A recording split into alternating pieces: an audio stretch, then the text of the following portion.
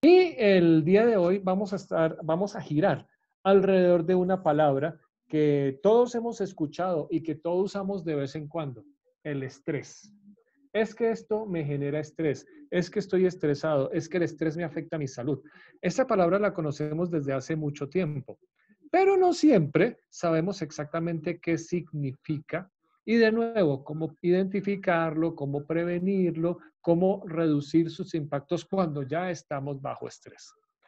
De modo que el objetivo central de la conversación de hoy es eso, que todo lo que les estoy diciendo, el conocimiento del funcionamiento del cuerpo bajo presión, el conocimiento del funcionamiento del cerebro humano bajo presión, nos ayude a identificar mejor qué es eso del estrés, cómo se genera, cómo se desarrolla, cómo nos afecta y cómo podemos reducir la mayor parte de esas afectaciones. Ese va a ser el tema de hoy. Entonces comienzo a compartirles pantalla. Bien. Como siempre, tomen nota, por favor, de sus preguntas, inquietudes, dudas, discusiones, pueden perfectamente no estar de acuerdo, las van escribiendo en el chat y al final de la conferencia vamos a tener un espacio para resolver esas inquietudes. Ok, entonces, hecha la introducción, entramos en materia.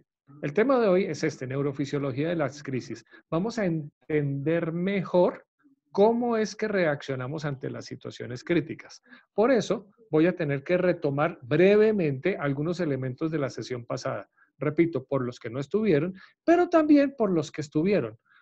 Una de las formas en las que nuestro cerebro aprende es a través de la repetición. Eso es algo que sabemos intuitivamente. Cuando usted tiene un examen, pues repite, repite, repite hasta que se grabe en la memoria. Sí, es una forma efectiva de aprender. Entonces, la repetición de algunos elementos que vimos la semana pasada va a afirmar en su memoria algunos de los conocimientos que estamos tratando de instalar. Impacto, crisis, desastre. Vamos a pasar muy rápidamente de nuevo por las definiciones que vimos hace una semana. Vamos a centrarnos un poco más en cómo funcionan el cuerpo y el cerebro humano ante las situaciones críticas. Eso nos va a meter de lleno en la psiconeurología de las crisis y ver cuáles son los sistemas de nuestro cerebro que participan en las crisis. Definiciones. Habíamos dicho que una situación de impacto, crisis, desastre, tiene básicamente las 4 características que están resaltadas en la pantalla. Una situación extraordinaria que no es común, que no me pasa todo el tiempo, a la que no estoy acostumbrado. Primera característica, que me saca de mi equilibrio en lo físico, en lo emocional, en lo económico, en lo social, en lo ambiental, en cualquiera, en una o en varias de las esferas de funcionamiento de la persona, como esta crisis que estamos viviendo nos ha sacado del equilibrio. En la salud, algunas personas enfermas, en la salud mental, estamos ansiosos, no sabemos, tenemos miedo, en lo económico, el trabajo de muchas personas quedó en veremos, ¿será que voy a poder seguir trabajando? En lo social, ya no podemos reunirnos como nos reuníamos antes, no podemos hacer las cosas a las que estábamos acostumbrados, en fin, en lo familiar también nos ha afectado de muchas maneras. Cuando carecemos de los recursos para superar la situación, tercera característica, es una crisis. Si yo tengo una situación que es un problema, pero tengo los recursos para resolver el problema, pues no es más que un problema. Ya, lo resuelvo, me lavo las manos, continúo y no significó una crisis, no me desbalanceó en ningún aspecto. Pero cuando no tengo los recursos, recursos de conocimiento, recursos físicos, elementos materiales, recursos de organización, en fin, entonces no sé cómo enfrentar la situación y la situación me atropella, como pasó con el coronavirus. Nos llegó al país y a todos los países y no teníamos esos recursos desarrollados de conocimiento, de información, de recursos. Es que no tenemos suficientes UCIs, es que el personal de salud no cuenta con los recursos de bioseguridad para protegerse, es que la sociedad no cuenta con los recursos de conocimiento y organización para prevenir, etc. Pues por todas esas carencias es que se nos convirtió en una crisis, porque no teníamos esos recursos. Y por lo tanto, cuarta característica, terminamos dependiendo de ayuda externa. Alguien nos tiene que ayudar a salir del problema. Por ejemplo, es lo que estoy haciendo en este momento. Yo soy un recurso de información que está ayudando a que ustedes adquieran esa información para que poco a poco empiecen a desarrollar sus propios recursos para gestionar la crisis. Pero no soy el único recurso necesario. Sabemos que todos vamos a necesitar a nivel organizacional, en el sindicato, a nivel familiar, a nivel comunitario. Vamos a necesitar distintos recursos económicos, materiales, de conocimiento y organización para que podamos decir, listo, esto ya no es una crisis, esto ya lo controlamos y entonces podemos seguir funcionando como queremos o como estábamos acostumbrados a funcionar. Por ahora no hemos llegado ahí. Por eso estamos en crisis y por eso estamos buscando esos recursos para gestionar la crisis y que deje de ser una crisis. Revisamos la semana pasada que la conducta de las personas y de las comunidades y de las sociedades, también de las organizaciones, evoluciona a lo largo de las crisis. No nos comportamos de la misma manera antes, durante o después. Nuestra conducta cambia. Y les dije la semana pasada que antes de la crisis, cuando todavía no ha pasado nada, pero me entero que algo me puede pasar, nuestra primera reacción muy humana es no querer creer que puede pasar. Negamos el aviso, neutralizamos el aviso con un sentimiento de invulnerabilidad. Nos creemos invulnerables. Sí, eso sí pasa, pero a los demás, a mí no. Sí, tomar y manejar, claro, eso puede ser malo porque puede causar accidentes, pero a los demás, yo soy buenísimo, a mí eso no me pasa, yo sí puedo tomar y manejar. Fumar da cáncer, sí, pero a los demás, yo no, yo llevo 30 años fumando y no tengo problema. Siempre creemos que eso les pasa a los demás o desplazamos la responsabilidad. Si Dios quiere, no pasa. Si Dios quiere, no nos llega aquí el coronavirus, o eso es problema del gobierno, o eso es problema del sindicato, eso siempre es problema de todo. Esa primera etapa, la fase de aviso, se caracteriza por eso, porque negamos el aviso, nos queremos sentir invulnerables y no hacemos nada. Porque cuando aceptamos que la cosa sí es en serio, algo tenemos que hacer y qué pereza. Mejor negamos el asunto como las avestruces, metemos la cabeza debajo de la arena y si Dios quiere no pasa nada. Pero resulta que las situaciones sí evolucionan. Y cuando empezamos a sentir las pérdidas, los daños, cuando vemos que la vaina sí es en serio, entonces que ya empezó a morir gente, ya no solo por allá lejos en China, sino también empezaron a morir personas en España, en Italia, que siguen siendo diferentes, siguen siendo lejanos a nosotros, pero ya no son tan diferentes y ya no son tan lejanos. Algunos hasta hablan como nosotros y hasta se ven como nosotros. Cuando la amenaza se empieza a acercar, o cuando ya nos llegó aquí en febrero, en marzo, y empezamos a ver que había gente que se enfermaba y que se moría, y que pasamos de la fase de aviso a la fase de amenaza. Pongo el puntero. A la fase puntero láser. De la fase de aviso a la fase de amenaza. Abandonamos la negación y ahí sí, Dios mío, empezamos a buscar protección. Pero usualmente el paso de la fase de aviso a la amenaza es un paso tardío, porque buscamos protección cuando ya tenemos el problema encima. Colombia empezó a reaccionar, el Estado colombiano, la sociedad colombiana, todos empezamos a reaccionar cuando esta vaina ya estaba en serio. Y cuando ya había mucha gente acá que venía de Europa o de China y que ya nos estaba contagiando a todos. La reacción fue tardía. Eso pasó en todo el mundo. Y desafortunadamente eso ocurre porque el ser humano en general tiende a reaccionar de manera tardía ante las amenazas. Cuando yo ya veo que el problema me está corriendo pierna arriba, cuando empecé a sufrir daños, pérdidas, cuando vi que alguien como yo sufrió daños y pérdidas, ahí sí me pellizco y ahí sí me muevo. Pero ya es tarde. Por eso uno de los retos de todos los que trabajamos en prevención de lo que quieran, prevención de accidentes laborales, prevención de accidentes de tránsito, prevención de drogadicción, prevención de embarazos adolescentes no deseados, todo, siempre enfrentamos esa barrera. Venga, los llevo a su terreno laboral. Ustedes trabajan en un sector muy peligroso, pues, petróleo, gas y ese tipo de, pues, que genera unos peligros muy particulares y muy altos. Y por lo tanto, su ambiente laboral está muy regulado. ustedes tienen muchas normas de seguridad muy estrictas para disminuir esos riesgos, para disminuir la probabilidad de que la explosión, el incendio, el derrame ocurra, o para tener mejores capacidades de respuesta en caso de que ocurra, ¿cierto? Pero también les apuesto que usted mismo pasó o algunos funcionarios bajo su responsabilidad les ha pasado que usted le dice, venga, póngase el casco. Y usted le da el casco. Y hay una reglamentación para que el tipo se ponga el casco. Y hay un supervisor para fijarse que el tipo se ponga está todo listo para ponerse el casco. Pero el tipo, por cualquier razón, no le da la gana ponerse el casco porque le da calor, porque le pesa, porque suda mucho, porque se siente incómodo, por lo que quiera. Razones que para uno no son lógicas, pero para él sí. Y él tiene muchas razones para no usar el casco, a pesar de que yo le diga y lo amenace y lo regañe y todo el tema. El tipo no se está resistiendo solamente por bruto o por contradecirlo a usted. Está en la fase de aviso, en donde él cree que a mí no me va a pasar. Yo trabajo mejor sin casco.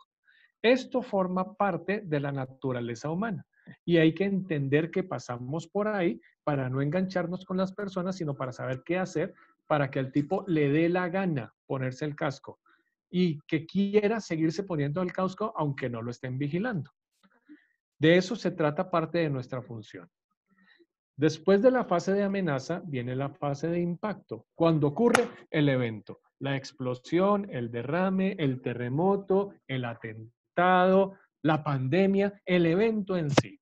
Y dijimos hace 8 días que aquí tenemos un problema en relación con el tiempo. Les explico. Usualmente los impactos tienden a estar muy localizados en un momento y en un lugar definidos. Ocurrió una explosión el 1 de mayo a las 2 de la tarde en tal dependencia. Punto. Con el coronavirus eso no es tan fácil, porque no estamos todos en el mundo y en Colombia en el mismo momento del impacto. En algunos ya les llegó, ya se enfermaron o ya se les enfermó a alguien cercano. Otros no se han enfermado, entonces no les ha llegado el impacto. En el país en particular, pues sí, ya empezamos a tener enfermos, pues ya han muerto bastantes personas, ya tenemos muchos contagiados, pero todavía no estamos en la fase aguda del impacto, en el pico del contagio, como ya pasaron otros países. Entonces, todavía no tenemos muy claro ese impacto, cuánto tiempo va a durar. Todavía no sabemos en estas cuánto tiempo vamos a estar. Y poco a poco lo vamos corriendo, ¿no? Mire, es que había que guardarnos un tiempo. No, venga, guardémonos un poquito más. No, venga, guardémonos un poquito más. Ayer me llegó un meme que decía que dentro de 2 semanas nos van a decir que en 2 semanas nos avisan cuándo terminan las semanas. Todavía no sabemos. Entonces, no es muy fácil medir el impacto en el momento y el lugar de ocurrencia del impacto. Hay personas que ya pasaron por él, ya se les murió un familiar o ya se enfermaron ellas y ya se recuperaron, pero siguen acá inmersos en la crisis. Tienen más familiares que se le pueden enfermar. Entonces, es un poquito difícil medir los tiempos y los lugares del impacto de esta crisis en particular. Y luego de la crisis, del impacto, perdón, viene la fase de inventario, en donde yo veo qué fue lo que pasó, qué fue lo que perdí para tratar de hacer algo al respecto. Entonces ocurrió el incendio, ocurrió la explosión, ocurrió el terremoto. Yo primero, pues trato de hacer lo que pueda por mi supervivencia, eso lo hago en la fase de impacto, y después miro qué pasó. ¿Estoy bien? ¿Necesito ayuda? ¿Tengo que pedir ayuda? Ah, sí, estoy bien. Ah, bueno, entonces, ¿quiénes más necesitan ayuda de las personas que a mí me interesan? O de los bienes. Ese inventario depende del contexto. Estoy en su familia, entonces usted primero se preocupa por usted, por sus familiares, por sus bienes.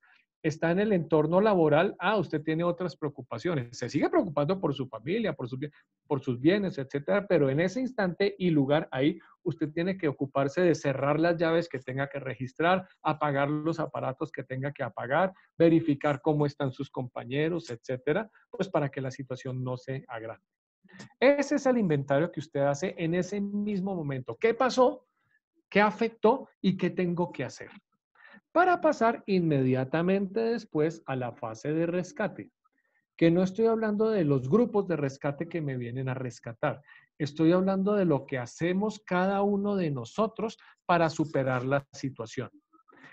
Ahí hay muchas probabilidades de respuesta y dependen básicamente de qué tan preparado estoy.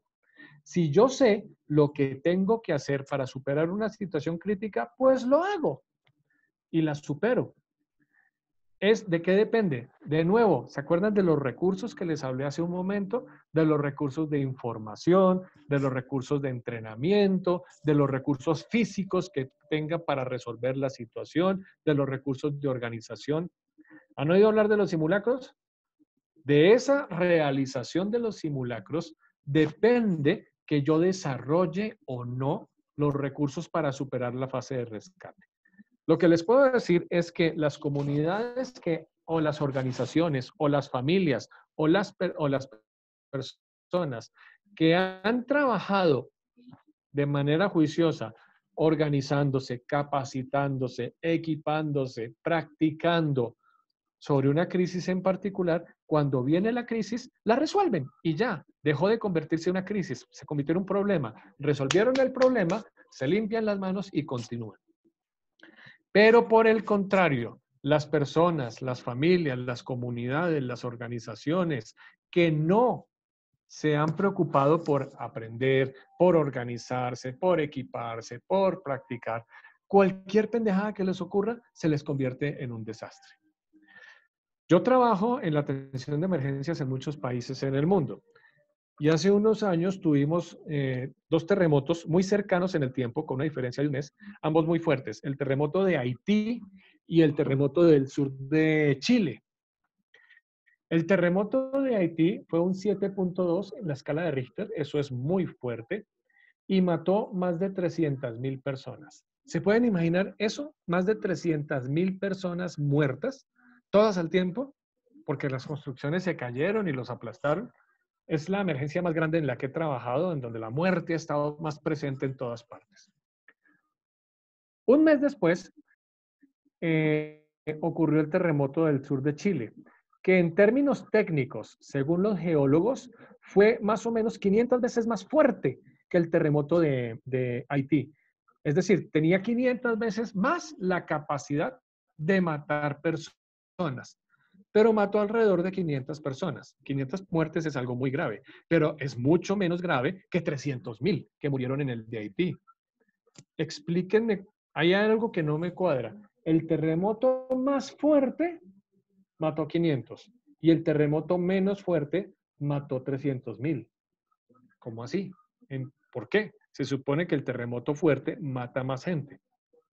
La diferencia estuvo en que Haití era y sigue siendo mucho más vulnerable frente a los terremotos que Chile. Chile ha tenido terremotos a lo largo de toda su historia y han sufrido pérdidas muy grandes a lo largo de su historia y aprendieron a gestionar su riesgo. Entonces aprendieron a construir mejor, aprendieron a organizarse mejor, saben reaccionar mejor ante un terremoto, etc. Con eso disminuyeron las pérdidas que el evento les puede causar.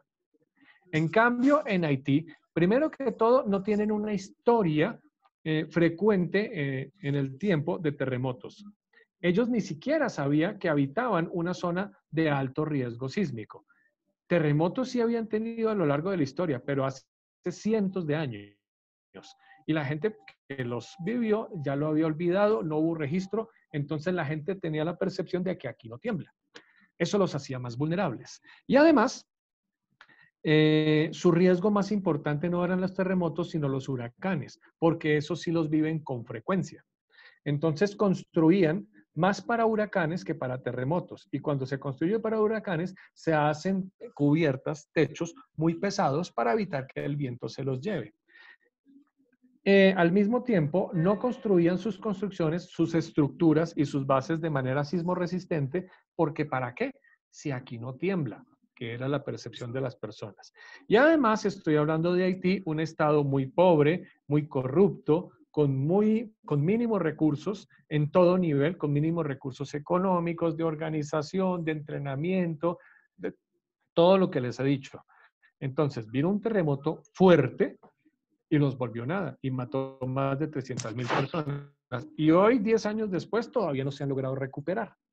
Entonces, Esas capacidades para hacer las cosas bien durante las crisis, eso no surge ahí en el momento de manera milagrosa. No, eso hay que cocinarlo, eso hay que trabajarlo, eso hay que presupuestarlo desde mucho antes. Usted identifica cuáles son los riesgos, identifica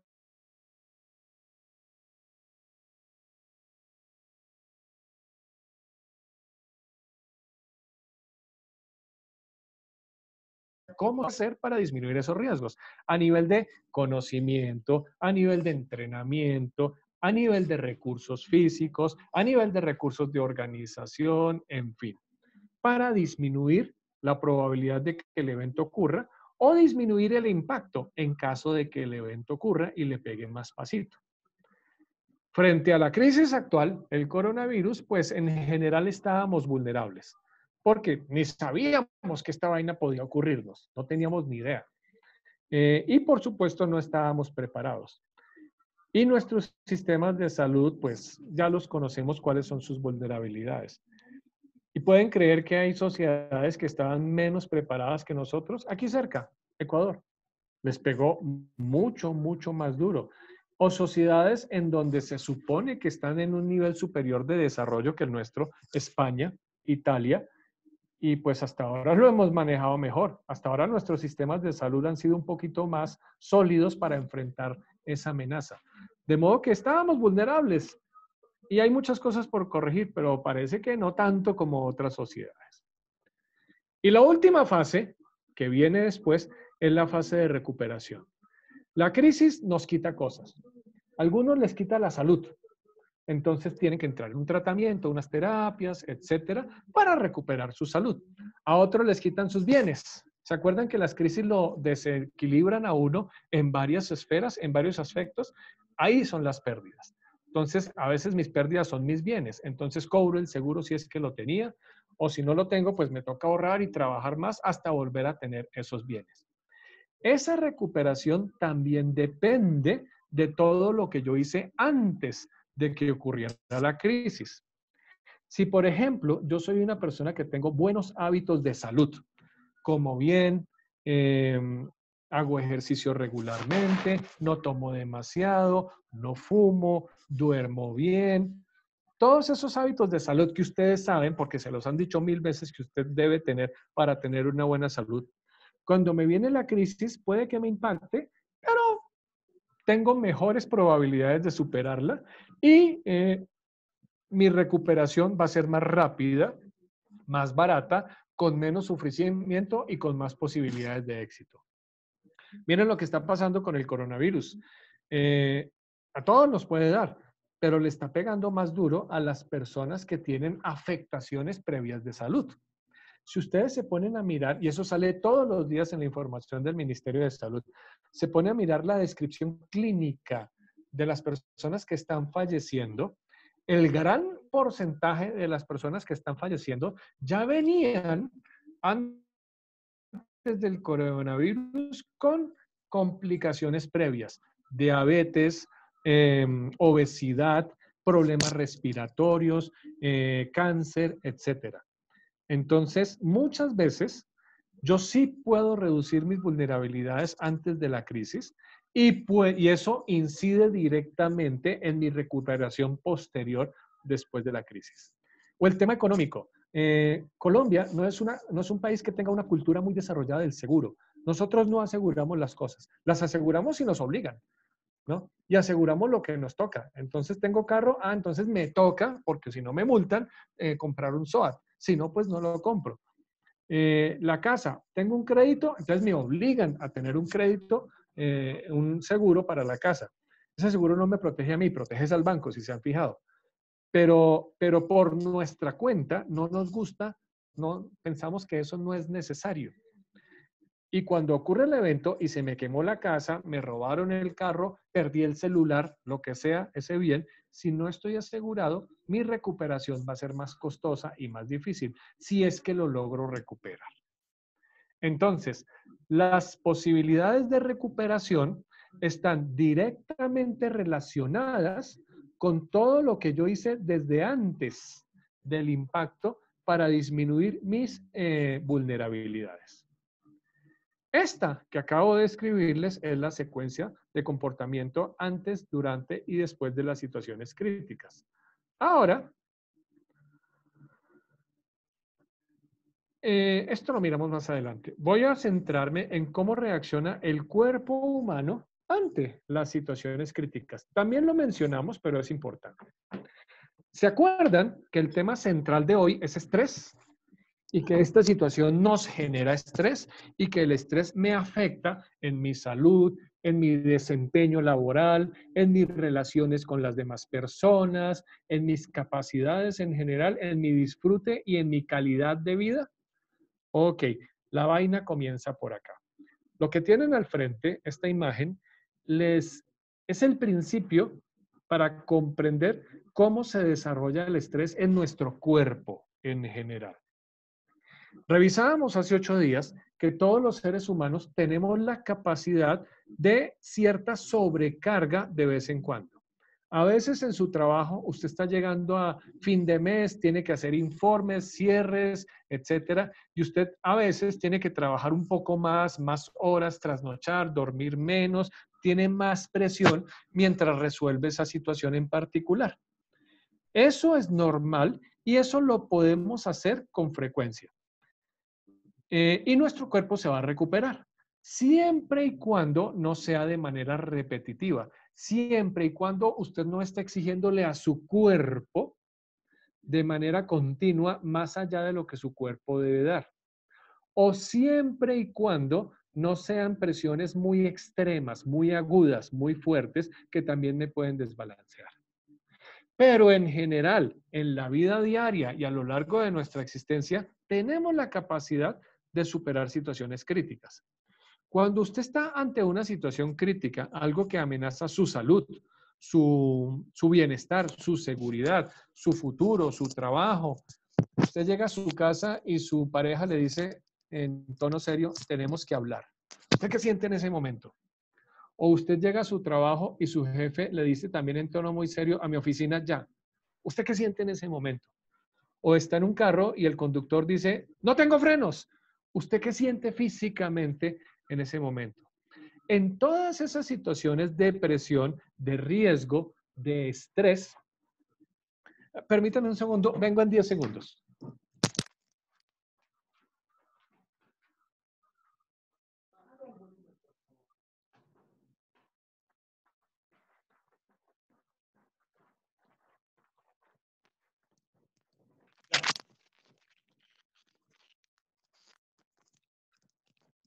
Me habían encendido un televisor con demasiado volumen por acá cerca. Listo.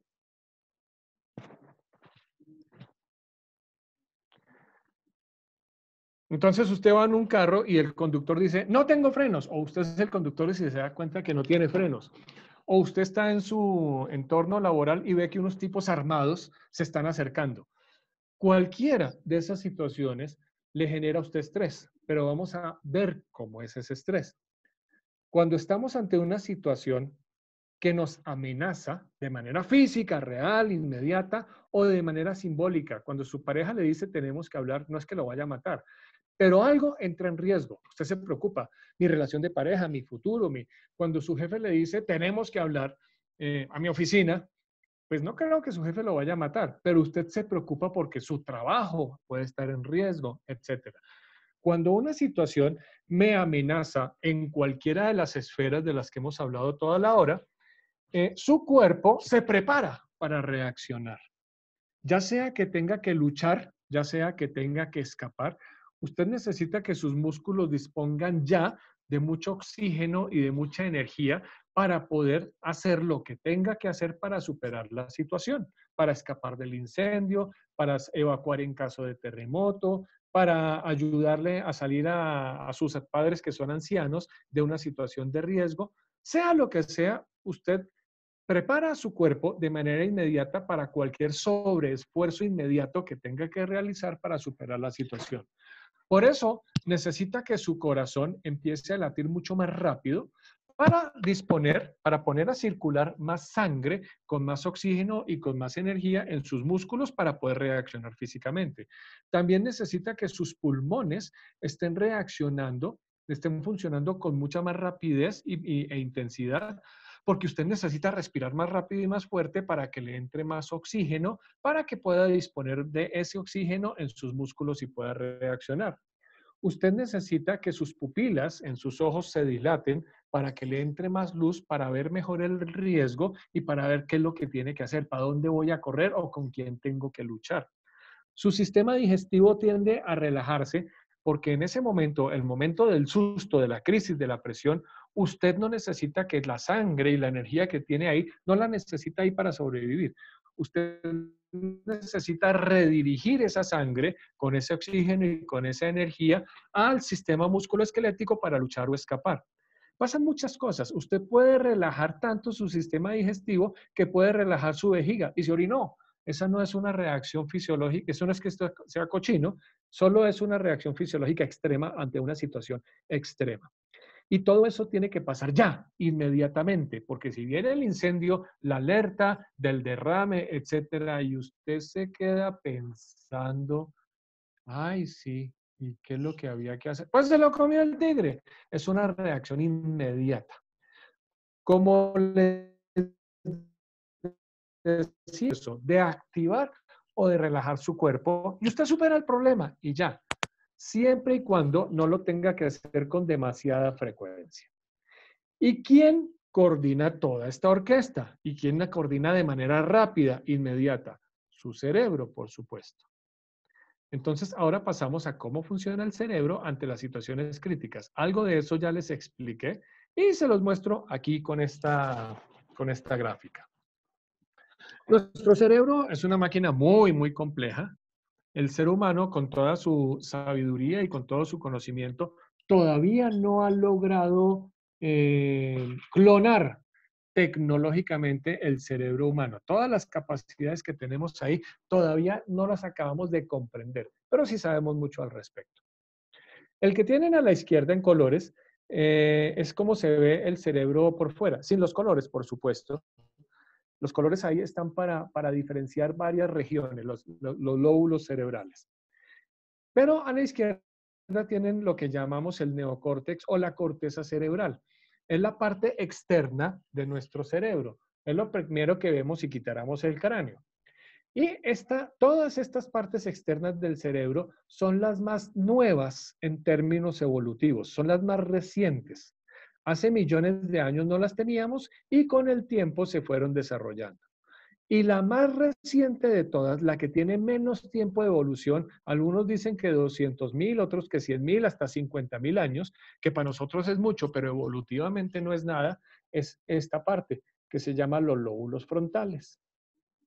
Aquí, en los lóbulos frontales, tenemos la mayor parte de las capacidades que nos diferencian de los demás animales. Los demás animales también tienen cerebro y también tienen lóbulos, incluso también tienen lóbulos frontales. Pero los lóbulos frontales de los demás animales no están tan desarrollados como el nuestro. El nuestro tiene algún más tiempo de evolución que el de ellos, aunque sigue siendo muy reciente, y han logrado desarrollar algunas capacidades que los demás animales no tienen. Los demás animales son muy inteligentes, muy capaces, muy hábiles, etcétera, pero hay algunas cosas que ellos no pueden hacer como nosotros los humanos. Como por ejemplo, aquí en los lóbulos frontales se coordinan, se producen, se articulan los pensamientos de orden superior. La ciencia, las artes, todo eso se produce ahí. Un delfín, un chimpancé, un perro son muy inteligentes, pueden hacer muchas cosas mejor que nosotros, pero no son capaces de escribir una sinfonía o una fórmula química. Eso lo hacemos nosotros desde aquí, desde los lóbulos frontales. Y estos lóbulos frontales también son los que coordinan sus pensamientos racionales. Todo lo que usted produce de manera pensada, razonada, mesurada, sensata, sale de ahí, de los lóbulos frontales. Entonces, si yo le pregunto a usted, venga, ¿cuáles son las funciones de su cargo? Usted tiene esa información distribuida en distintas zonas de su cerebro, pero quien toma la información de aquí y de allá, la organiza y la entrega en un paquete coordinado, coherente, son los lóbulos frontales. Todo lo que usted planifica de lo que va a hacer en el resto del día. Bueno, ahorita tengo que llamar al servicio, al domicilio, para que vengan y me traigan una comida y voy a llamar a mi mamá para ver cómo está. Y toda esa planificación se organiza aquí de manera racional. Y todas las cosas que usted hace y piensa de manera pausada, coherente, coordinada, sale de aquí, de los lóbulos frontales. Ellos funcionan muy bien la mayor parte del tiempo, a lo largo de mi existencia en general, excepto durante las situaciones críticas. Cuando estoy puesto bajo presión, estos lóbulos frontales ya no son muy eficientes. Cuando estoy bajo presión, a ellos se les olvida qué era lo que sabían. La información sigue ahí, pero ellos empiezan a patinar y como que se les olvida y no tienen acceso a esa misma información. ¿Recuerdan el ejemplo que utilicé hace una semana del examen? Que usted tiene un examen muy fuerte, muy exigente, muy complicado, y llega y a la hora del examen se les olvida lo que tenía que decir. Que decir. Y cuando sale del examen, eh, ahí sí se acuerda, porque ya no está bajo presión. O otro ejemplo, eso pasa no solamente ante las situaciones críticas que consideramos como peligrosas, sino también cualquier situación que me desborda en cualquier sentido.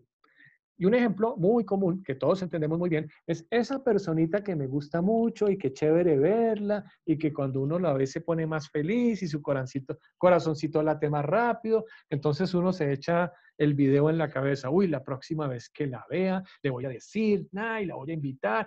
Toda esa planificación racional se coordina aquí en los lóbulos frontales. Y usted la tiene bien clara. De pronto se abre la puerta y está la persona ahí, inmediatamente, al frente suyo. Y en ese momento, ante esa presión, que no es una presión de peligro, pero es una presión, su cerebro está puesto a responder rápido y no estaba preparado para la situación, en ese momento a usted se le olvida todo eso tan inteligente que le va a decir. Y lo más inteligente que le sale es como un, hola, ¿cómo estás? Y ya, no se le ocurrió nada más. Porque su cerebro bajo presión deja de ser tan inteligente como es en el resto de la vida, en el resto de las condiciones. ¿Ok? Pero ¿qué pasa ante la situación crítica? ¿Qué pasaría ante el incendio, ante el terremoto, ante el ataque armado, ante la pandemia, si yo me quedo bloqueado? Si mis lóbulos frontales inteligentes no saben qué hacer, pues me come el tigre. Afortunadamente, la naturaleza es muy sabia y nos dotó de un mecanismo de emergencia para superar las crisis, que es el que tienen a la derecha. Se llama el sistema límbico.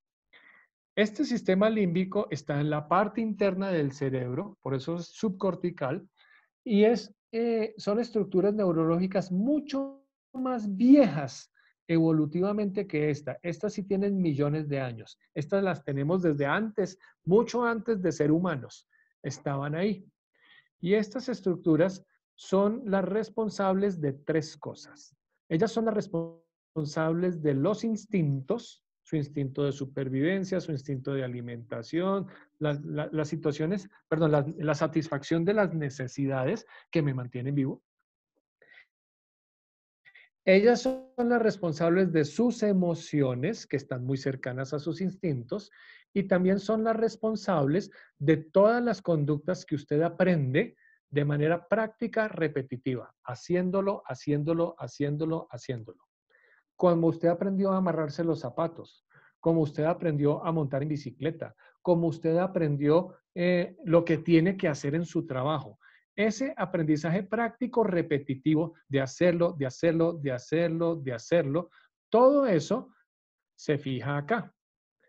Pero de fábrica, de nacimiento, solo venimos con las primeras dos, con los instintos y con las emociones. El aprendizaje práctico repetitivo lo instalamos si lo tenemos, pero si usted no tiene acceso al entrenamiento, pues no lo tiene. Entonces, cuando este señor, a la hora del susto, se queda bloqueado, Quien toma control, perdón, es el sistema límbico. ¿Y cómo responde? Pues con lo que tiene. ¿Y qué tiene? ¿Con qué viene de fábrica? Con los instintos y las emociones. ¿Entienden por qué cuando usted lo pongo bajo presión, su respuesta tiende a ser instintiva y emocional? Eso nos ha pasado a todos en la vida. Una discusión en su familia con alguien que usted quiere mucho, aprecia, no sé qué, pero la cosa se empezó a calentar y usted ya se sintió bajo presión hasta que usted sale con un ¡no me joda! O más agresivo todavía, con una reacción instintiva o una reacción emocional que no es racional. Y eso ocurre en ese momento porque bajo la presión del momento, este señor que produce las conductas racionales tiende a bloquearse en la mayoría de las personas. Y entonces están las conductas instintivas y emocionales. ¿Les ha pasado alguna vez en la vida que en una discusión, en un conflicto con otra persona, usted terminó diciendo o haciendo cosas de las que después se arrepintió? Después, cuando usted ya no está bajo presión, cuando usted se le enfría la cabeza y los lóbulos frontales empiezan a funcionar bien, ahora sí, usted dice, ay, la cagué.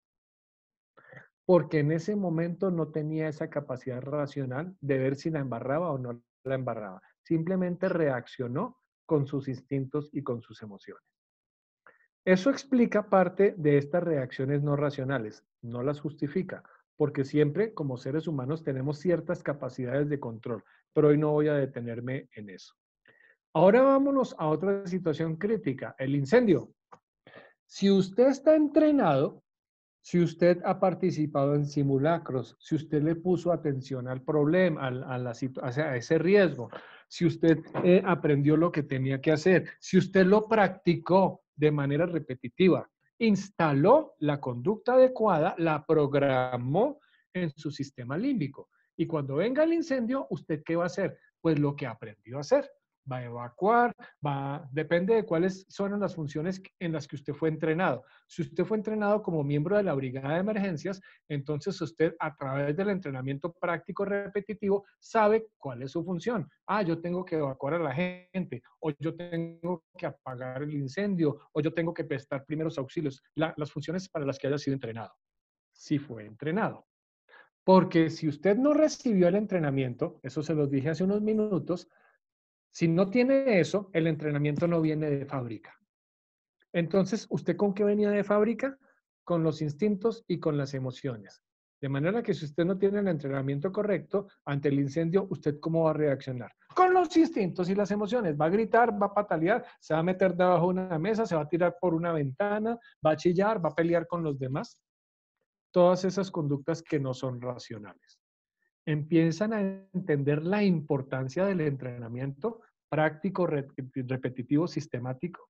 Eso no se aprende de un día para otro. Eso se aprende haciéndolo, haciéndolo, haciéndolo, haciéndolo. Así es como lo aprenden todas las profesiones que tienen que ver a través de la ejecución práctica, repetitiva, sistemática. Hágalo, hágalo, hágalo, hágalo y hágalo. ¿Y qué tiene que ver esto con la actual crisis?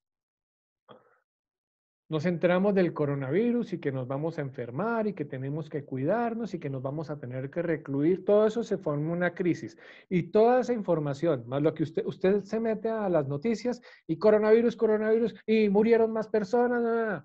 Usted se mete a sus redes sociales y todo el mundo está coronavirus, coronavirus, y nos vamos a morir y todos esos WhatsApps de la tía que no, que yo conozco un médico que trabaja en la NASA, que dijo que nos íbamos a morir.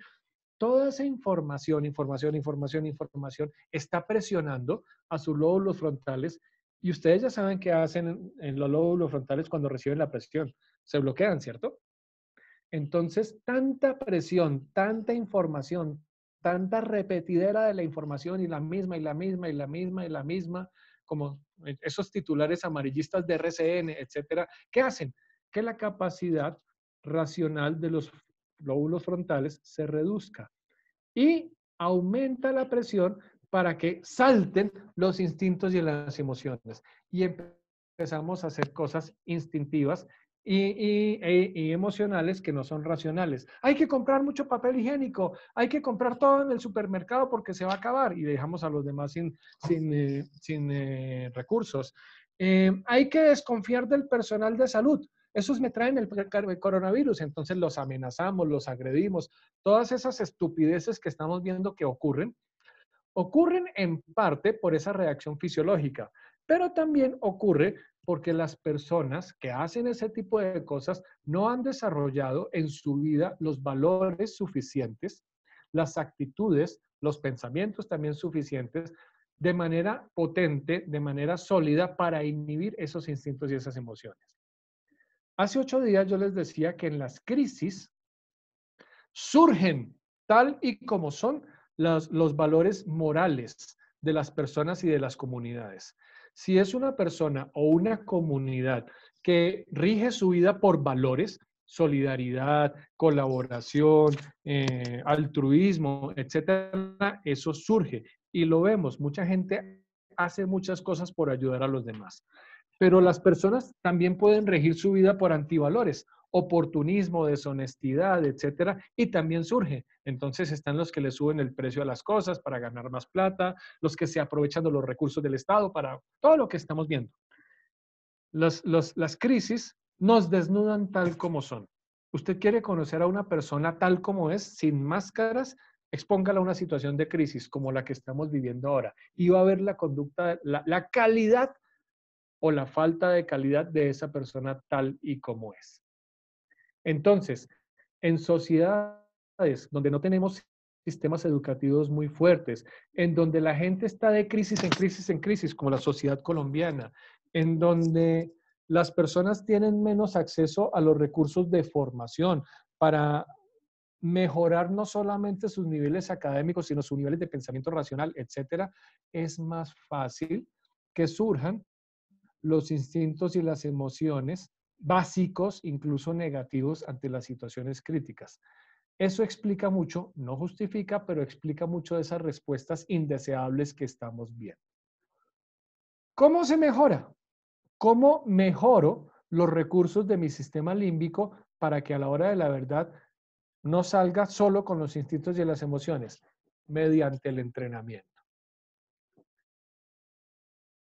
Como les dije al principio de esta conversación de hoy, algunas cosas las podemos entrenar, otras no. En este caso, ya la crisis nos atropelló y la tenemos que gestionar. Ok, ¿qué puedo entrenar en este momento? ¿Han oído hablar de las habilidades sociales blandas o las habilidades sociales en general? En inglés se llama soft skills.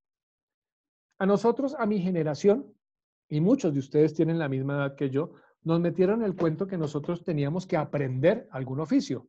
Usted tiene que ser ingeniero, usted tiene que ser médico, usted tiene que ser abogado, usted tiene para que aprenda a hacer algo para defenderse en la vida y para ganar plata. Y sí, eso fue correcto, pero fue insuficiente, porque terminamos descubriendo con el tiempo que sí, yo tenía que saber algo, tenía que conocer la técnica de algo para poderlo dominar y ganarme la vida. Pero esas son las habilidades duras.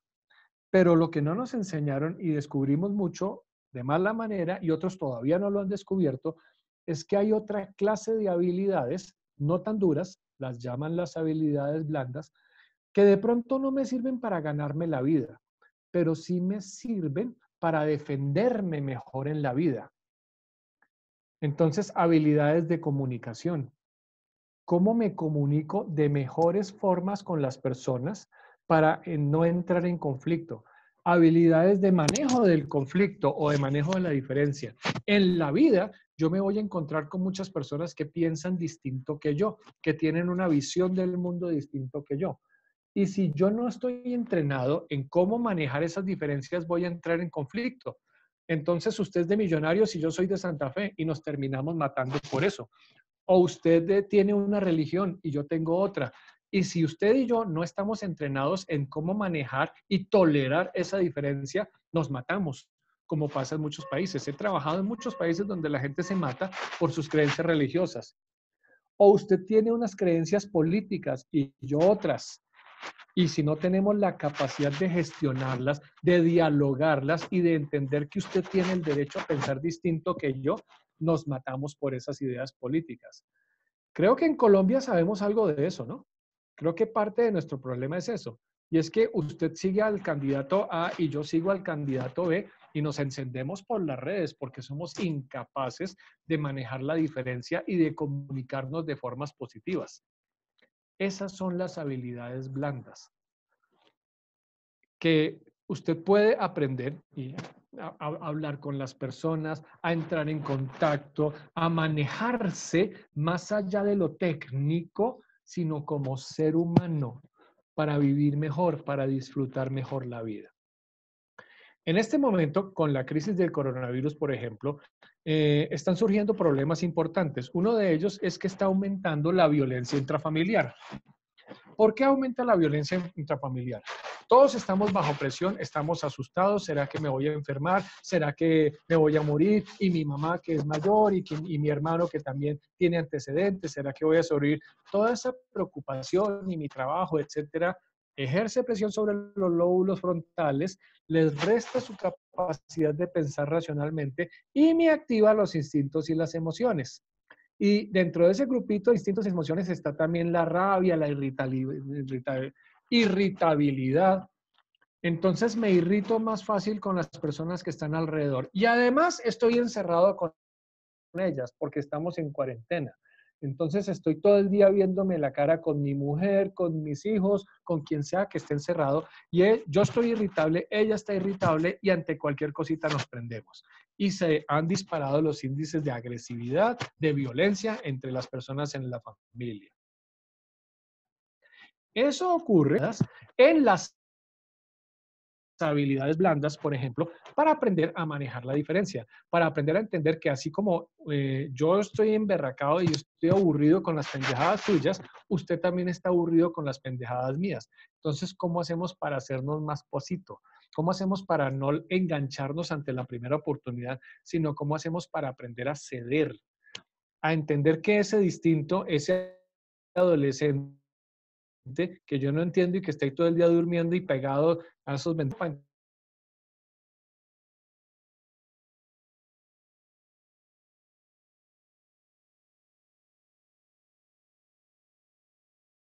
entenderlas. Entonces, un consejo, las capacidades para navegar esta crisis de mejor manera, sufriendo menos, enganchándonos menos, sin arriesgar a que me tenga que divorciar de mi pareja cuando por fin podamos salir de la misma casa, etcétera. Trabajen en las habilidades blandas. Con mucha certeza, muchos psicólogos, trabajadores sociales, personas de esta rama del conocimiento les pueden orientar qué son esas habilidades blandas y empiecen a desarrollarlas para que usted sufra menos, sea menos intenso, haga sufrir menos a los demás y supere esta situación crítica de una forma más positiva y más amigable para todos. ¿Qué me dicen en el chat? Oscar, ese conocimiento propio puede que ese es el mismo individuo no lo identifica. Puede ser que en momentos como esta crisis creamos que nuestras emociones y niveles de estrés estén controlados, pero nuestro cuerpo manifiesta otra situación en sintomatologías como gastritis, sí, alergias, dolores de cabeza, espasmos, etcétera. ¿Cómo aprender a conocer o reconocer esta situación que a veces no reconocemos? Oscar Ovidio tiene razón. La mayoría de la gente ni se da cuenta. La mayoría de la gente no se pilla que está pasando por ahí. Y no hace la relación entre esa emberracada que se pegó el otro día o que se pega todos los días y la úlcera que le está dando, o los dolores de cabeza, o que se está quedando calvo, o que está perdiendo sus capacidades sexuales, o lo que sea. Y sí, sí tiene relación. Entonces, a la pregunta de Oscar Ovidio, hay varias respuestas. La primera es ser consciente que todo esto que les estoy diciendo nos puede pasar a cualquiera. A mí me puede pasar, a usted, a cualquiera le puede pasar. Segundo, estar atento a las señales, a los cambios. Venga, yo últimamente me estoy dando cuenta que cada vez me emberraco más fácil con mi familia. Venga, últimamente me estoy dando cuenta que ya no me gusta hacer lo que hacía antes, que antes me gustaba escuchar mi música, lo que hiciera, ver películas, lo que fuera, y ya no. esos cambios son un indicador de que algo está pasando y que puedo necesitar orientación. Venga, es que últimamente estoy fumando más que antes, o estoy tomando más trago que antes, o me estoy metiendo más bareticos que antes, o una de las formas en que las personas tratan de gestionar todo esto y esta presión y el estrés y todo es a través de ese tipo de hábitos que en primera instancia pueden ser relajantes, pueden ayudar, pero que a la larga le están construyendo más problemas, las adicciones, etcétera. Entonces, esté atento a sus cambios de conducta. ¿Se acuerdan que les decía que esto es lo que pasa en el cerebro y este es el que, perdón, coordina toda la respuesta de todo su organismo a nivel físico y a nivel psicológico? Bien, continuamos por ahí.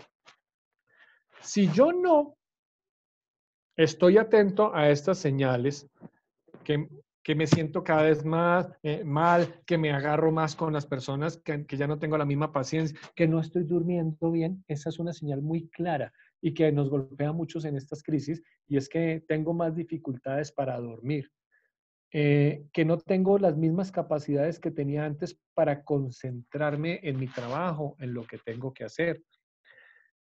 Si yo no le pongo cuidado a eso, si dejo que esas señales continúen y yo no les paro bolas, poco a poco empiezo a perder el control de mi conducta. Y poco a poco me vuelvo cada vez más límbico, más instintivo, más emocional y pierdo la capacidad de modularme, pierdo la capacidad de controlarme. Y por eso es que estallo y levanto a golpes a mi mujer y hago cualquier otra estupidez. Entonces, hay muchas formas de evitar que las personas lleguen ahí. Voy a recordarles algo y después llego al punto de cómo es que podemos evitar que ese estrés afecte mi calidad de vida y la calidad de vida de las personas que me rodean. Lo que tienen al frente es la biología del estrés. Hay muchos tipos de estrés, pero para lo que me interesa en esta sesión de hoy con ustedes, tenemos básicamente estos dos tipos diferentes de estrés, el estrés crónico y el estrés agudo. Comencemos con el crónico, que es el más frecuente. Hace un momento yo les decía que su cuerpo y su cerebro tienen la capacidad de aguantar presión de vez en cuando, ¿ok? Siempre que tengan la oportunidad de recuperarse. Usted puede trasnochar de vez en cuando en su trabajo para resolver cosas, turnos difíciles, puede tener un poco más presión física, más desgaste físico, menos descanso y tal. Pero mientras que eso no sea permanente y su cuerpo y su cerebro puedan recuperarse, no pasa nada. Podemos hacerlo. Ahora, si esa sobrecarga es crónica, es permanente, usted trasnocha y trasnocha y trasnocha, o somete a su cuerpo y a su cerebro a más presión de la que puede manejar de manera frecuente, eso se convierte en estrés crónico y empieza a generar muchos efectos negativos en su salud. Usted empieza a sentirse cada vez más y más cansado, empieza a subir o a bajar de peso. No solamente sube de peso, unas personas suben de peso porque cómo manejan la ansiedad, tragando como marranitos. Otros no, tienen dificultades en sus hábitos alimenticios y empiezan a bajar de peso fuera de lo normal. Todos esos cambios son una señal de su cuerpo, le está diciendo, hey, pilas, póngame cuidado porque algo malo está pasando. Trastornos digestivos, lo que me decía Ovidio hace un momento, la úlcera, la irritación, la gastritis, ese tipo de cosas, es una de las reacciones que tiene el cuerpo para decirle, pilas, me está sobrecargando, relájese. Eh, Problemas con el colesterol, diabetes, problemas en la piel, esa irritación, caspa. La caspa es un indicador muy frecuente del estrés en algunas personas, o que se me irrita, o que me salen ronchas, que me agarra la rasquiña, etcétera. Ese es un indicador muy frecuente del estrés. Y algo muy peligroso es que puesto bajo ese estrés crónico, mis defensas, mi sistema inmunológico se va para abajo y me empiezan a dar más gripas, más enfermedades que normalmente están bajo control. Eso en cuanto al estrés crónico. Ahora veamos el estrés agudo. El estrés agudo, como les dije hace un momento, se produce cuando yo sufro, no necesariamente muchos, puede ser un episodio de demasiada presión, de demasiada tensión, un accidente muy violento, una explosión en el trabajo, un accidente de aviación, un accidente de tránsito con heridos, con muertos. Estar ahí me expone a esa tensión. Ver morir a alguien que yo quiero. Sufrir mucho por eventos muy agresivos, violación, tortura, ese tipo de cosas, de eventos muy agresivos para la persona, que puede que ocurran una sola vez, pero son tan fuertes, son tan agresivos que también generan en el organismo muchos efectos negativos, que son los que tienen en la pantalla. Agresividad, angustia, insomnio, problemas para dormir, problemas con la tensión arterial, también trastornos digestivos, hipersensibilidad, que usted está todo el tiempo activado. Pilas, ¿qué? ¿Qué pasó? ¿Qué me mira? ¿Qué? Trastornos sexuales, concentración, problemas en la concentración, desorientación. Y también el estrés agudo le debilita su capacidad inmunológica. Y ahora con la crisis coronavirus, sabemos todos que si yo necesito algo fuerte en mi organismo, es precisamente mi capacidad inmunológica, porque ya sabemos que a las personas que están con las defensas más bajitas, la enfermedad le pega más duro y tienen menos posibilidades de supervivencia. Por el contrario, si mis defensas están más fuertecitas, están como deben estar, me va a disminuir la posibilidad de que el virus me afecte a mí y me da mejores oportunidades para superarlo. Por un lado o por el otro, yo necesito que sus defensas estén altas. Porque cuando sus defensas se caen, se deprimen, usted es más vulnerable a cualquier enfermedad, no solo el coronavirus. Hay muchas enfermedades que se llaman enfermedades oportunistas. Me explicaba un médico hace tiempo que a las personas común y corriente, a todo el mundo, nos atacan al día fácilmente 5 tipos diferentes de cáncer, todos los días de nuestra vida. Pero mientras tenemos nuestro sistema inmunológico en buena condición, ellos son capaces de neutralizar ese cáncer y no nos afecta y seguimos viviendo. Pero cuando algún día nos cogen débiles, nuestro sistema inmunológico, de vez en cuando ese cáncer gana la batalla y es cuando nos enfermamos. Y si no logramos recuperar nuestra capacidad inmunológica, pues nos morimos. O hay muchas infecciones también que son oportunistas. El herpes es una de ellas y muchas irritaciones, que salen problemas en la piel. Se me olvidó la palabra. Están ahí, las tenemos en nuestro organismo todo el tiempo. Y un día lo cogen a usted bajito de defensas por un mal genio que tuvo, porque no comió bien, porque estuvo mal, por todo lo que estamos diciendo. Y ese día, esa enfermedad oportunista gana la batalla y le sale a usted la irritación, le sale a usted la afección, le sale a usted el problema. Entonces el reto está en mantener sus defensas altas. Y sus defensas se mantienen altas desde lo físico, comiendo bien, haciendo ejercicio de manera regular, dejando de fumar, tomando poco, mucho, tampoco nos vamos a volver monjes de clausura. Sí, todos nos tomamos la cervecita, etcétera, de vez en cuando socialmente con los amigos, pero con mesura, no con exceso. Todos los excesos son negativos.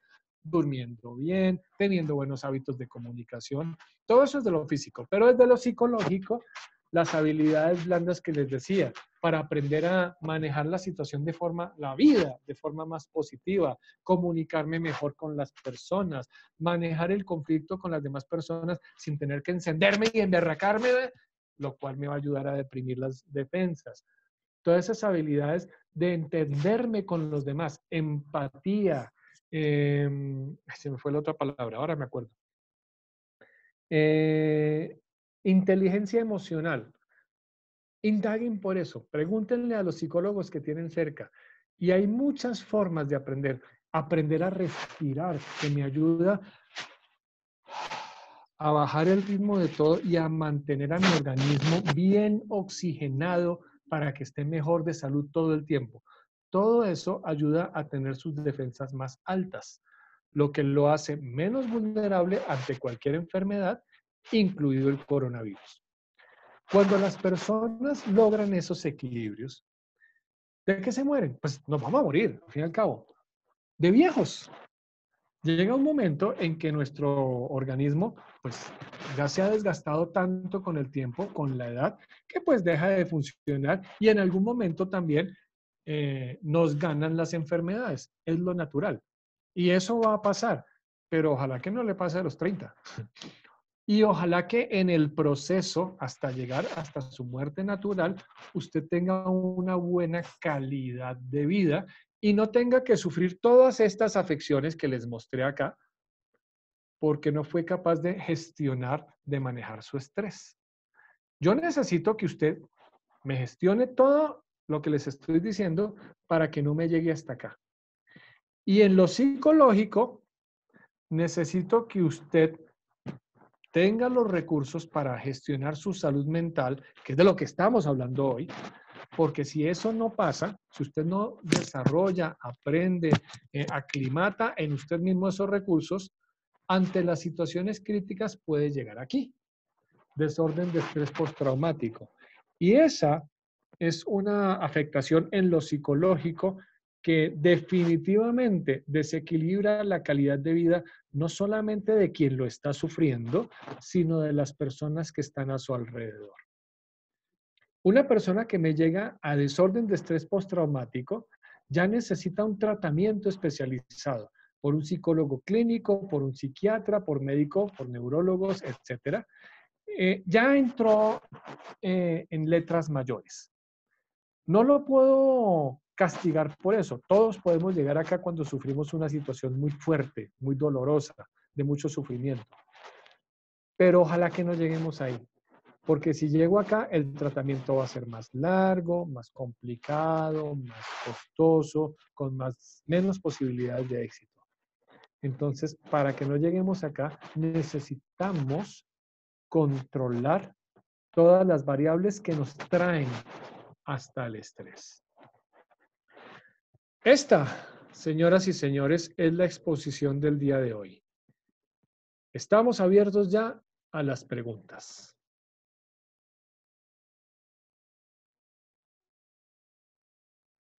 Preguntas, comentarios, ampliaciones de la información.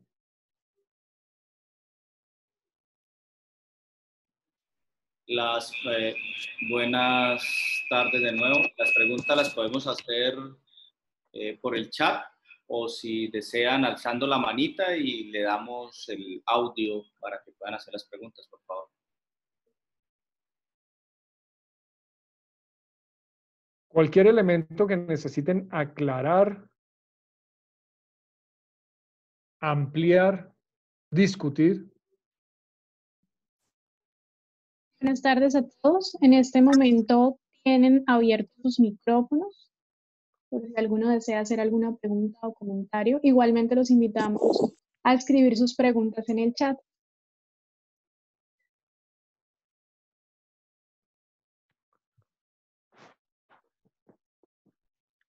Acuérdense, estamos hablando hoy del estrés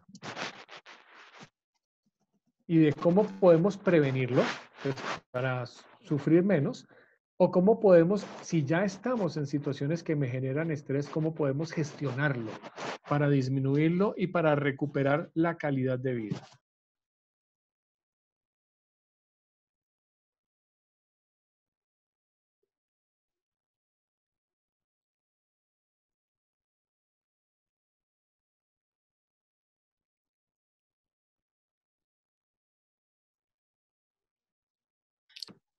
Bueno, una pregunta ahí, ¿cómo podríamos controlar el estrés en un momento, pues cuando estamos ya en una discusión bastante aferrada con la persona que uno tiene?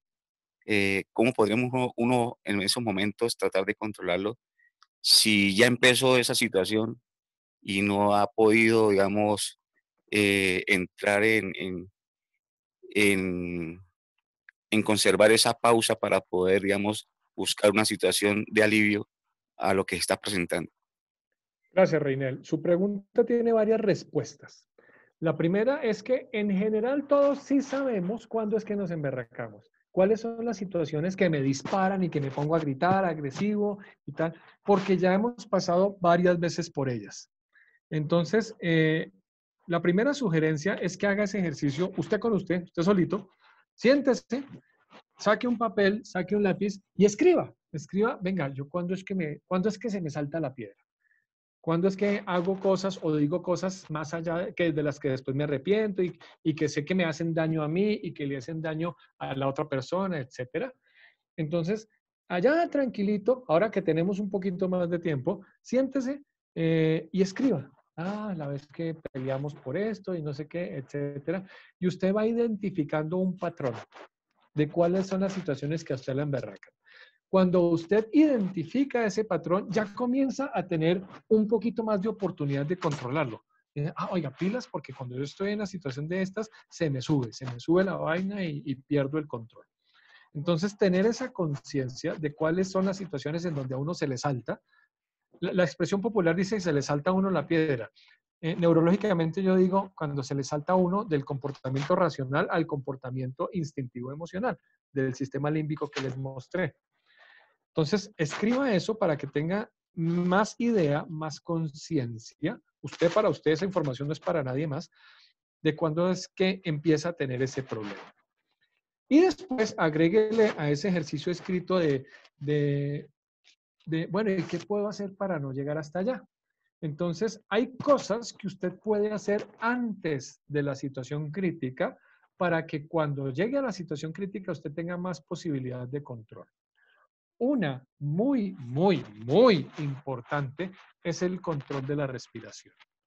En la medida en que uno respira bien, de manera correcta, oxigenando todo su organismo y su cerebro funciona mejor y usted tiende a responder de manera más racional.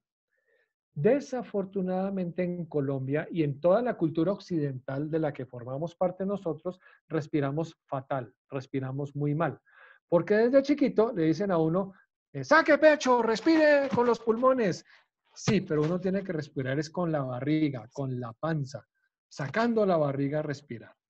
Como respiran los bebés, como respiran las culturas orientales.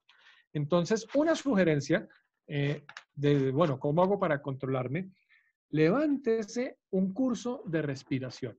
Hay muchas opciones diferentes. Está el yoga, está el tai chi, muchas son orientales. Está el qigong, las personas que practican artes marciales de manera seria, no solamente para darle golpes a los demás, sino de manera seria, la filosofía y todo el tema, también saben respirar bien. Las personas que practican deportes de manera competitiva también saben respirar bien.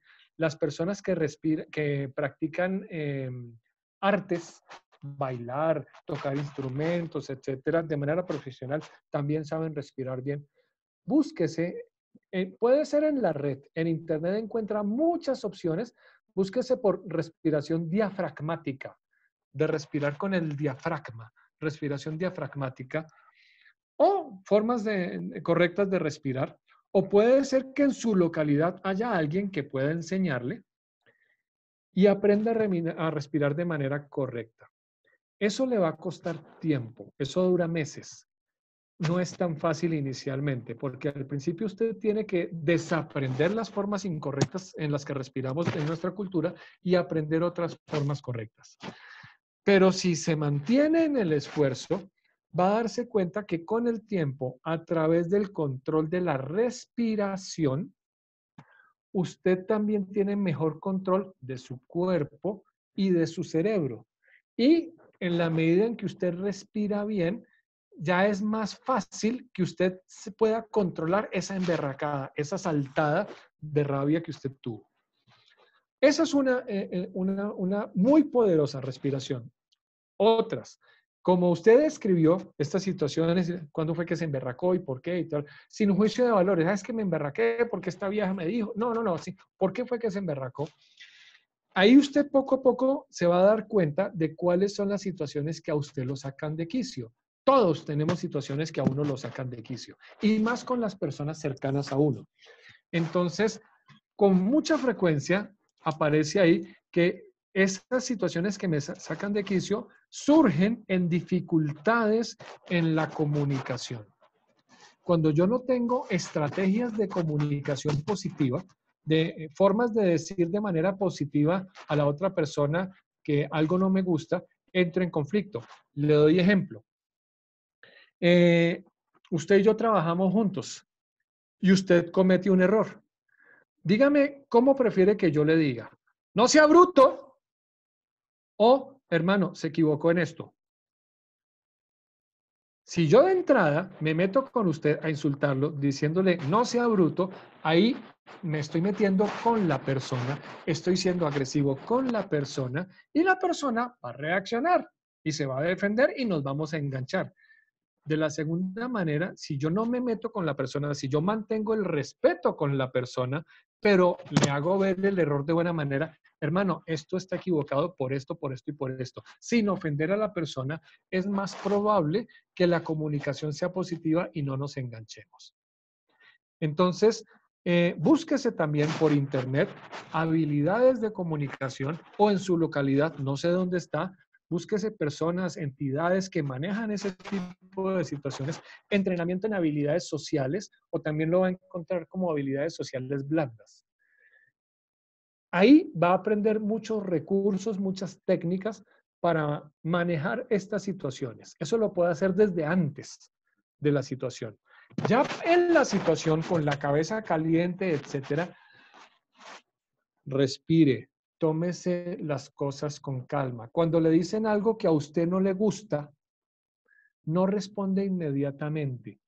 Dese la oportunidad de pensarlo, respirar y después responder. Lo que pasa con mucha frecuencia en las discusiones entre las personas es que yo a usted le digo algo y usted me responde y después yo le respondo y usted me responde. Ahí pasan dos cosas.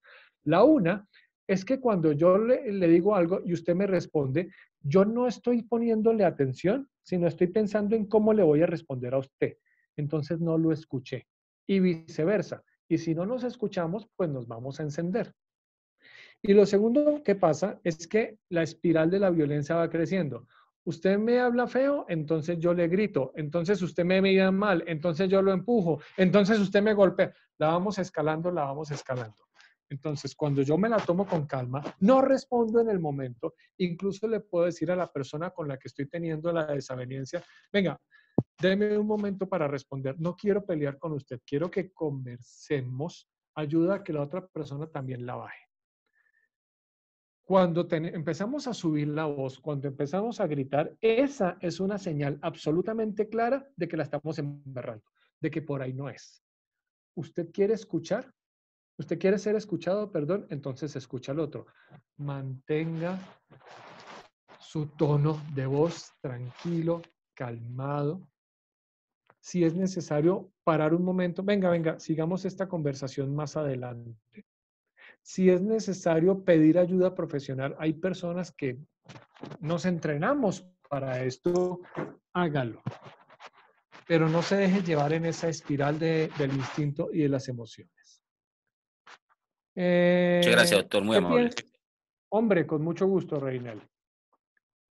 Miguel, el estrés como eje de base ante la actual crisis, laboralmente, ¿qué plan de prevención y de tener mayor deterioro en la salud y el comportamiento del ser humano? Algunas cosas ya se las mencioné. Otras se las empecé a decir hace 8 días, se las insisto el día de hoy. Usted quiere tener mejores recursos para manejar el estrés y para proteger su calidad de vida durante toda la vida, entonces tiene que tener buenos hábitos de salud. Otra vez, coma bien. ¿Qué significa comer bien? No es comer mucho, es comer balanceado, tiene que meter proteínas, tiene que meter verduritas, tiene que meter fibra, frutas. De hecho, váyase a un nutricionista, váyase a un médico, un profesional de la salud y le va a orientar de cómo tiene que comer bien para tener una mejor salud. Haga ejercicio regularmente. El ejercicio regular le protege el cuerpo, pero también le protege la mente. En mi caso, por ejemplo, pues que estoy en situaciones de tensión duras, muerte, dolor, violencia, etcétera, uno de mis factores protectores es el ejercicio. En el momento ya terminé de trabajar y me voy y hago mi ejercicio y ese ejercicio intenso me ayuda a pensar en otras cosas. a limpiarme la cabeza, a botar toda esa basura que me está tensionando y generando estrés. El ejercicio que a usted le guste, ciclismo, fútbol, lo que sea, pero practique un ejercicio con regularidad. Con regularidad significa al menos 3 veces a la semana y al menos 30 minutos cada vez para que empiece a serle útil. Hacer ejercicio solamente una vez a la semana. Estas personas que no mueven un dedo toda la semana y después se van el domingo a jugar fútbol hasta que quedan agotados, eso, además de que no les sirva para nada, lo que está acercándole es un infarto. Entonces, por eso digo, por lo menos 3 veces a la semana y por lo menos 30 minutos cada vez. Y como ustedes ya saben, antes de que empiece cualquier práctica de ejercicio, váyase y hágase un examen de salud que le diga qué puede hacer, qué no puede hacer, qué precauciones tiene que tener. Duerma bien. Deje hábitos que usted sabe que no le gusten, como fumar, como tomar en exceso. Cuerpo sano, mente sana. Esa es una máxima que es absolutamente real. Dinora pregunta, ¿qué piensa sobre el uso de medicamentos y terapias como yoga para el manejo del estrés y el manejo clínico? Los medicamentos sí y solo sí si son medicamentos recetados por un profesional de la salud. ¿Ok? Y específicamente un médico, que es el único que puede, que está autorizado técnica y legalmente para administrar medicamentos. Entonces, todo parte, como les dije hace un momento, de un chequeo. Así como usted lleva el carro a chequear y le hace mantenimiento, así como usted lleva los dientes a chequear y les hace mantenimiento si algo está molestando, así como usted le hace mantenimiento a su cuerpo, lo lleva a chequear para ver qué hay que corregir y pues lo corrige, también le puede hacer chequeo a su mente y por eso es que de vez en cuando conviene conversar con un psicólogo. Comience con el médico, hágase ese examen y si el médico define que usted tiene que seguir un tratamiento, pues siga el tratamiento, pero solamente bajo orden médica. Otras actividades no médicas como el yoga, como el ejercicio físico, claro, son muy buenos. En general, ayuda a la salud mental de las personas y al manejo del estrés, desarrollar actividades diferentes a la laboral. Usted en lo laboral trabaje tan duro como pueda, concéntrese, entregue lo mejor posible, haga lo mejor que pueda, etcétera. Pero cuando termina el turno laboral, haga otra cosa. ¿A usted le gusta la jardinería? Perfecto. La jardinería es una práctica muy, muy poderosa para algunas personas, no a todos les gusta, para limpiarse el alma, para pensar en otras cosas, para relajarse. Usted tiene mascota y le gusta salir a hacer ejercicio o a jugar con su mascota, a correr con él, perfecto. ¿A usted le gusta la música? Perfecto. Búsquese un hobby, búsquese una actividad distinta que le ayude a pasarla bueno, a armar modelos a escala, no sé, lo que a usted le dé la gana, jugar parques con sus amigos, no sé, lo que a usted le guste, lo que a usted le atraiga, pero siempre es bueno tener una actividad adicional, aparte que me ayuda a relajarme. Ludwig Villamizar pregunta, ¿cómo hacer para que la persona que después de haberle trabajado el comportamiento que debe tener en su trabajo, aún lo ve de forma individual como su manera de hacerlo, aún sabiendo que está cometiendo un error? ¿Cuál sería el proceder? A ver otra vez, ¿cómo hacer para que la persona... ok. Hay algo que en el mundo humanitario funciona mucho, se llama los peer helpers, son como los pares. Y es que uno está pendiente de la salud integral y la salud mental de sus compañeros. Usted pasa con sus compañeros una tercera parte de su vida, 8 horas al diarias, está con ellos, etc. Es bueno que se establezcan mecanismos de comunicación en el trabajo mediante el cual usted pueda decirle a su compañero de manera amable, de manera cariñosa, de manera respetuosa, oiga hermano, usted está como muy intenso últimamente, oiga hermano, usted está incurriendo en esto, usted está siendo muy ofensivo, usted está haciendo lo que sea, cualquier situación que se perciba como perjudicial para la persona o para los demás. usted está asumiendo más riesgos de lo que debe, usted me está llegando tarde con demasiada frecuencia, etcétera. Que se establezcan mecanismos amigables, respetuosos, para conversar esas situaciones. De manera que la persona se entere que está generando una afectación a los demás. Miren, esto es como tener mal aliento. Las personas que tienen mal aliento no se dan cuenta que tienen mal aliento, en la mayoría de los casos. Y entonces los demás le sienten el mal aliento, pero les da pena decirles, ¿no? Y pucha, es que si le digo... Hombre, si no le dicen que tiene mal aliento, pues no va a tener la oportunidad de enterarse que tiene mal aliento. Y eso va a hacer, si yo no sé que yo tengo mal aliento, va a hacer que los demás se alejen de mí y hagan chistes sobre mí y hablen mal de mí, toda la cosa. Yo sí prefiero que tenga un compañero, un amigo, que sea lo suficientemente honesto y me diga de buena manera, respetuosa, oiga hermano, revises eso porque pues, eso es malo para usted y es malo para los demás. Lo que importa es el tonito, ¿no? Entonces, por ejemplo, en Colombia, ¿qué pasa? En Colombia utilizamos mucho el humor y nos mamamos gallo y alguien en el trabajo da papaya y los demás se la montamos y toda la vaina. Ok, muy bien. Siempre y cuando no caigamos en el bullying, en el acoso, en el matoneo. ¿En dónde está la diferencia entre la mamadera de gallo, qué rico, etcétera, y el matoneo? La mamadera de gallo está bien si un día la embarra usted y se la montamos a usted. El otro día la embarra al otro y se la montamos al otro. El otro día la embarro yo y me la montan a mí. Perfecto. Es mamadera de gallo y es positiva, es divertida, es chévere, mientras que no sea siempre a la misma persona. Pero cuando ya se la montamos siempre a la misma persona, ya deja de ser tan divertido. Para los demás es muy divertido, pero para esa persona ya no. Ya empieza a ser perjudicial para esa persona.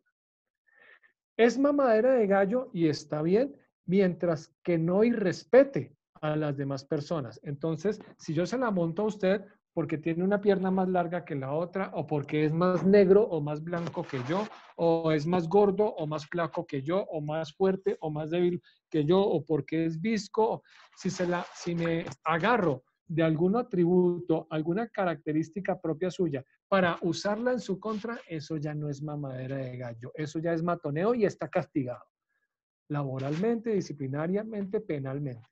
¿Ok? Entonces, aquí juega la máxima que aprendimos desde chiquitos, pues no le hagan a los demás lo que no quiere que le hagan a usted.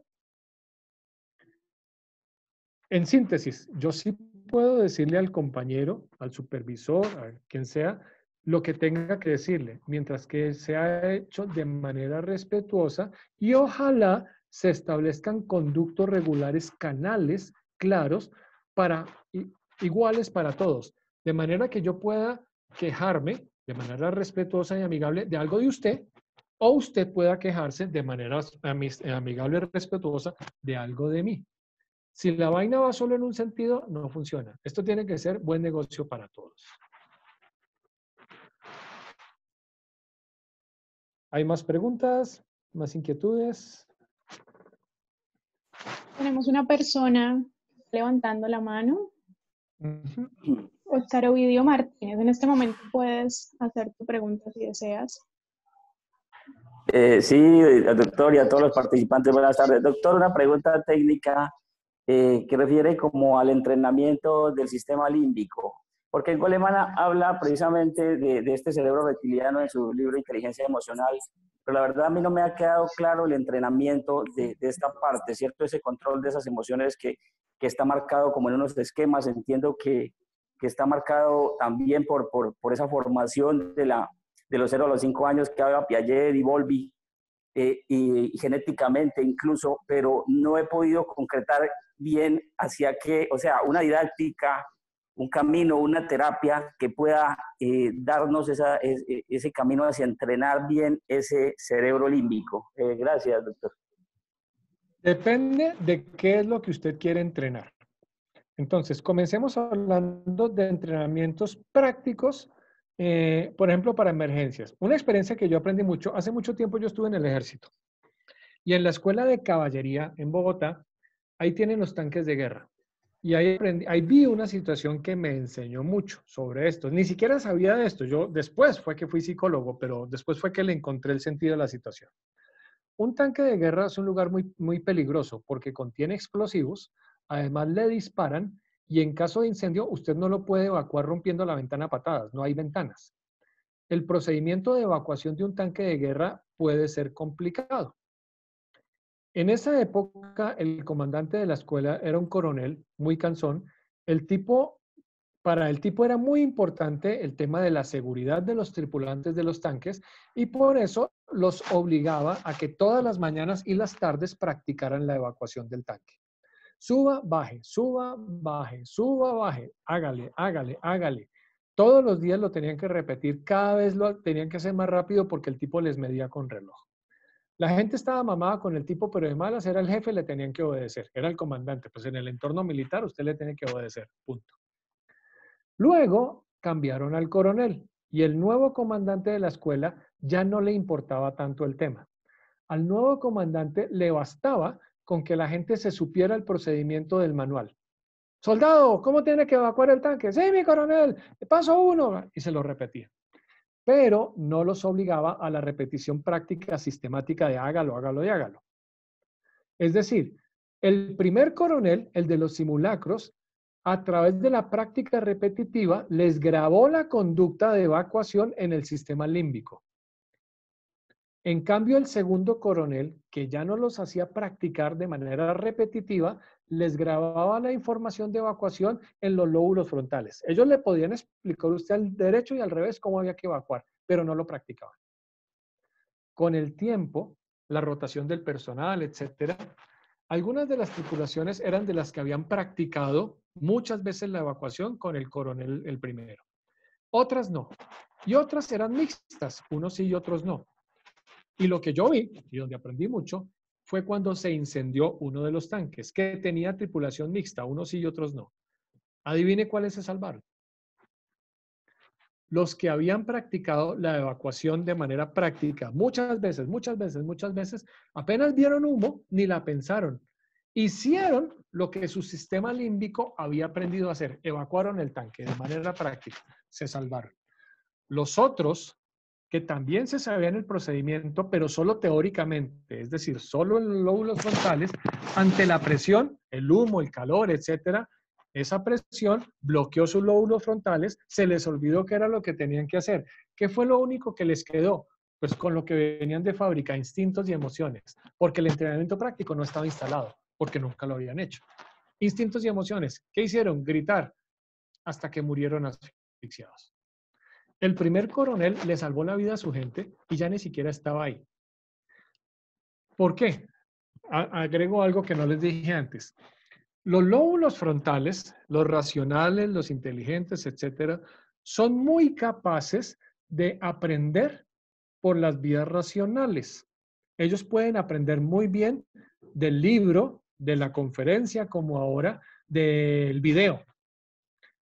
Pero todo eso se bloquea a la presión. En cambio, el sistema límbico, ese no tiene la capacidad de entender el libro, la conferencia, el video. Ese no tiene mucha capacidad racional. Él solo aprende de lo que hace y de lo que hace muchas veces. ¿Usted cómo aprendió a amarrarse los zapatos? Pues muchas veces amarrándose los zapatos. ¿Usted cómo aprendió a montar en bicicleta? Pues muchas veces montando. ¿A usted no le habría servido leerse el manual para aprender a montar la bicicleta? ¿Usted cree que si una persona se lee un manual ya sale y monta bicicleta? No le sirve. Necesita ese el aprendizaje práctico. Entonces, a su pregunta de cómo aprenden el sistema límbico, una de las vías más poderosas mediante las cuales aprende el sistema límbico es mediante la repetición, pero la repetición práctica.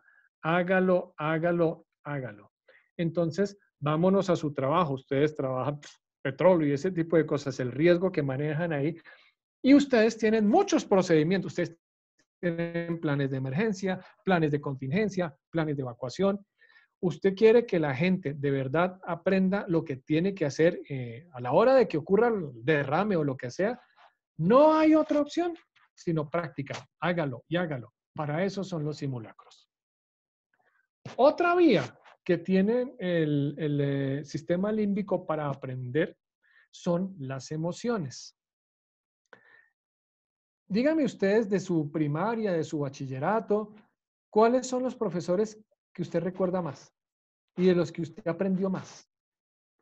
Usualmente usted recuerda más y aprendió más de aquellos profesores que de una u otra manera le activaban las emociones. Ya sea emociones negativas, profesores que usted le tenía miedo, porque si usted no le repetía la tabla del 8, el tipo le daba su reglazo. A mí me tocó así. Y me tocó aprender y aprendí muy bien. No es la forma positiva, pero funciona. O ya sea aquellos profesores que eran capaces de activar sus emociones, sus intereses por la materia. Y usted le gustaba la materia porque el tipo la daba de buena manera y era capaz de motivarle a usted un interés por la materia. Entonces, a su pregunta, bueno, ¿cómo hago para aprender? Y, por ejemplo, lo que preguntaba Reinel, para controlar los instintos, las emociones, etcétera. No sirve con que alguien le eche el carretazo. Ah, usted tiene que respirar. Todo lo que les dije, el carretazo solo no basta. Yo solamente les di la ruta, pero pues en una hora no tengo la oportunidad de entrenarlos en el tema. ¿Usted quiere de verdad aprender a controlar esas respuestas? Tiene que ser de manera práctica, repetitiva y con el uso de las emociones. Si el mensaje para que usted aprenda algo va acompañado por las emociones, el sistema límbico lo aprende con más facilidad. Si el mensaje no va acompañado con las emociones, sus lóbulos frontales van a olvidar muy fácil. Los neurocientíficos decimos que para aprender, el cerebro necesita emocionarse. Esa es la diferencia entre un buen profesor y un mal profesor. Un buen profesor le motiva a usted interés por la materia. El mal profesor solo le transmite conocimientos y ya.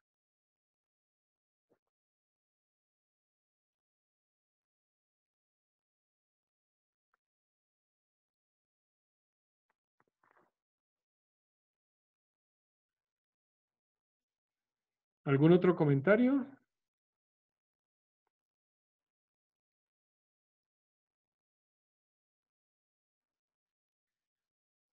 Veo que esto queda grabado en live en Facebook. Chévere que me compartan, por favor, el enlace. Me gustaría tenerlo. Vale, doctor, ya ahora se lo comparto. Si no hay más preguntas, comentarios, queremos hacerle dos invitaciones. Una para que continuemos en este ejercicio los días viernes a las 2 de la tarde. El próximo viernes el doctor nos va a ayudar con el tema de primeros auxilios psicológicos.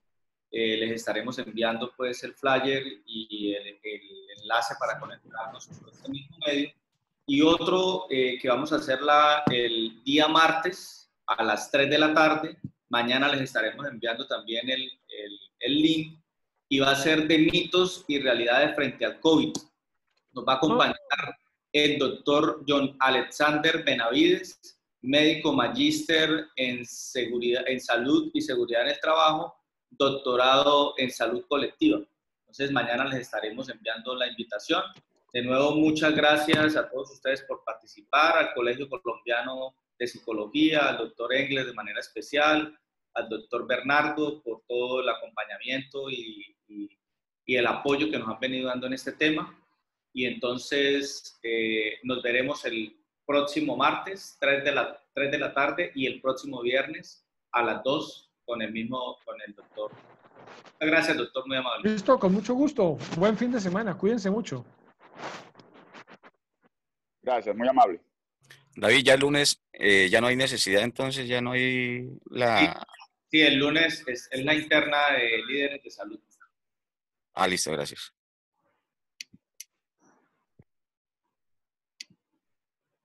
Muchas gracias a todos por su asistencia y participación. Entonces damos por terminado el encuentro del día de hoy. Que tengan una feliz tarde.